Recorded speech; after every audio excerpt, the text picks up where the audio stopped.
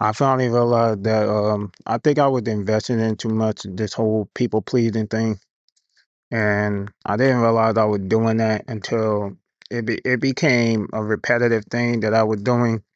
That I keep putting in the energy, pleasing somebody, trying to make that person happy, trying to make sure they're okay first. I put them first. I should have put myself first. I should have never put that individual first. That's where I messed up. So all that people pleasing that I was doing, and having the golden child syndrome, that was really like me being the prince of the castle, me so-called special boy, so-called I can never do wrong, that type of thing.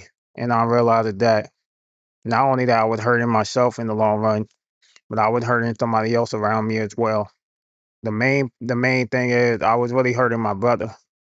My brother Brian, I didn't realize how much I was hurting him by listening to somebody who did not genuinely care for me the way I care about them. And it would seem like it was more on my part, on me, showing the side of me of the individual who I was. I was more of a genuine type guy. I was more of a keeping everything 100, keeping everything real between us.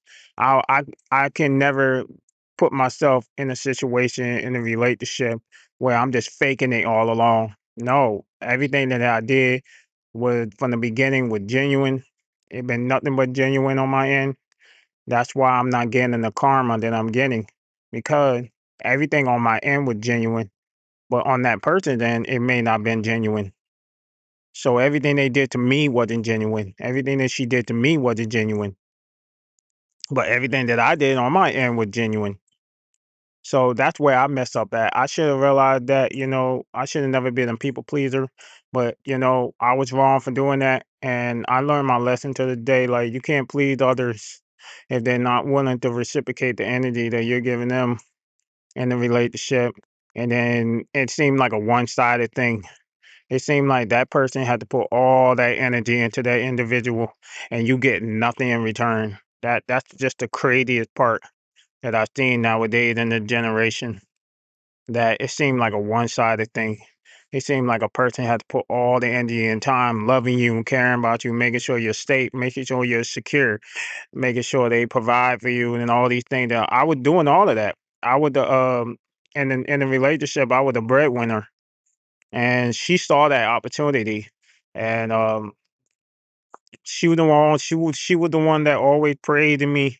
She was the one that always, telling other people about me, telling her friend, her family, and everybody, oh yeah, Brandon the greatest thing, Brandon this, Brandon that. But really, in reality, behind closed door, there was a darker side of her.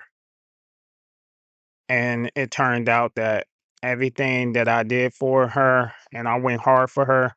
I had her back when everybody was talking bad about her, was talking bad on her name and all this other stuff. I went and I went against everybody for this woman. And then I realized I got played in the end, and that's where I screwed up at. And the whole time I was just being used, and I had to see that for myself. I had to learn the hard way. And then it's a lesson learned to everybody who's out there who's dealing with this. You're not alone. I just want to let you know that. And I just want to let you know that being a golden child is not a privilege.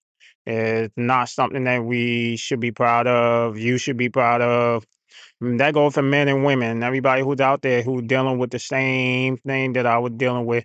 And you can use my story as a lesson that um, never put your all into someone who's willing to put their all into you. Never give your time and energy into somebody if they're not reciprocating the same energy that you're giving them.